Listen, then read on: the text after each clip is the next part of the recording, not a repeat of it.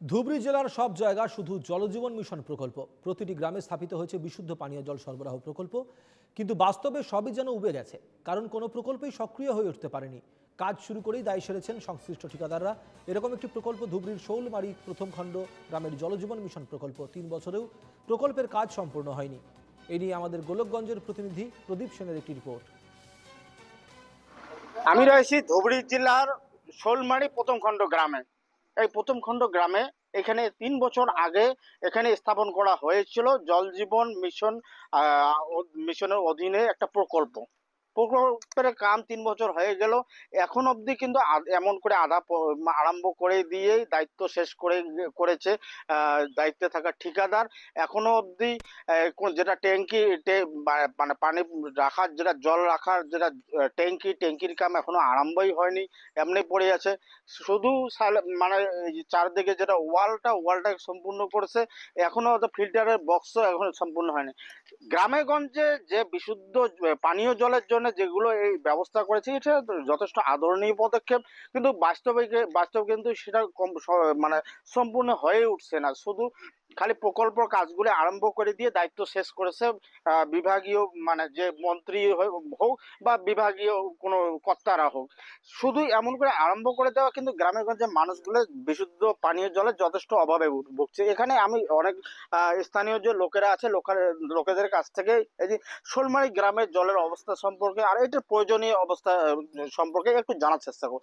আচ্ছা, আপনাদের এখানকার জলের কি কেমন সমস্যা? জলের তো মোটামুটি ভালোই সমস্যা। হুম।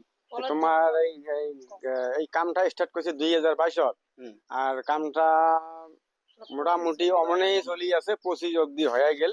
তাও আর এই কামটা হয় না। পানির বিশুদ্ধ যোগান ধরাই নাই সরকারে। আর আপনারা জল কোথা থেকে খান? জল তো আমার এই যে ফিল্টার করিয়ে খাই। হুম। পানি ফিল্টার করিয়ে খাই, গরিব মানুষই। আমার তো অমন তো কেনার তো অবস্থা নাই না। ওই জল পানি ফিল্টার করিয়ে খাই। গ্রামে গঞ্জের মানুষ জল কিনে খাওয়া কিন্তু খুব সবাই সম্ভবই নয়। কারণ গ্রামে গঞ্জে কিন্তু সাধারণ লোক বাস করে। গ্রামে গঞ্জের লোক বেশিরভাগে দরিদ্র সীমারেখার তলের মানুষ বাস করে। আর এবার এই মানুষগুলো যে কিভাবে এই যে জলের অভাবে ভুগছে, আমি এখানে একটা দিদিমণি আছে, ওনার কাছ থেকে জানার চেষ্টা করবো। আপনারা কিভাবে এই যে পানীয় জল ব্যবহার করছেন?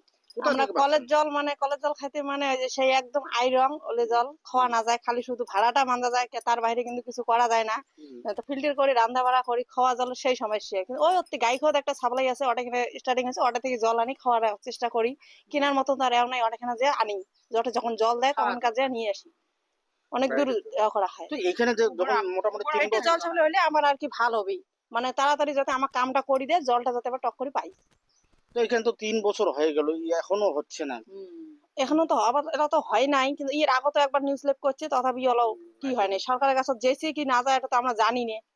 তো আপনি মুখ্যমন্ত্রীকে কি আবেদন জানাবেন? আবেদন জানাই আমাকে যাতে এই জল সাপ্লাইটা টক করে দেয়, জলের সুবিধাটা যাতে টক করে দেয় আমাকে। রাইজে যাতে আমার সবাই যাতে জলটা খেয়ে যাতে ভালো থাকবে পায়। আরো জলের তো সবসময় তো জলও তো ব্যাপার না, সবসময় সব ব্যাপার তো জলতে হয়। খাওয়াটা জলটাই যদি ভালো না হয়, আর গরিব মানুষের তো জল কিনে খাওয়ার মতন অবস্থা নেই, জল কিনে তো খাবার পাবার নেই। দিন হাজিরি করে খাওয়া লোক কেন করে জল কিনি খাবো? সব থেকে বড় বিষয়টা হলো কি, একটা ভালো বিষয় উত্থাপন করেছে যে জলটাই কিন্তু মেন, স্বাস্থ্যের পক্ষে জলটা মেন। আর জলের থেকে সব থেকে বেশি মানে যে রোগ ব্যাধি কিন্তু জলের থেকে হয়। সেই বিশুদ্ধ জলটা যদি না পায়, তাহলে গ্রামে গঞ্জে মানুষ বাস করবে, জীবন মানে কেমন করে বেঁচে থাকবে? তো এইখানে আমার একদম বুড়িমা রয়েছে, ওনার কাছ থেকে জানার চেষ্টা করবো। আচ্ছা, এখানকার জল কেমন? জল খুব খারাপ। তো আপনারা কিভাবে দিন চালান? তো জল ওই যে ও গাঁও থাকি আনি কুত্তি থেকে আনি ফুটেক জল আনি খাওয়াটা চলাই, ওই ফিল্টার করে ভাতটা রাঁধি। আর এইটা দেখার জন্য থুইছি, এটা দেখার জন্য? হ্যাঁ, দেখার জন্য থুইছি। 3-5 কত হয়ে যেন, আর নানুর এবার একটা তাহো হয়ে যেন, আর কয়টাই হয়ে যেন। আমার এটা ওই সন্ধে আছে দেখার থুইছি। আমার জলটাই নাকে আমার মেন, সেই জলটাই যদি না পাই তো এটা কি জন্য নাকে, এটা নিয়ে যাক তুলিয়া না নাগে ওইখান করিয়ে কষ্ট করে খামু আর কি।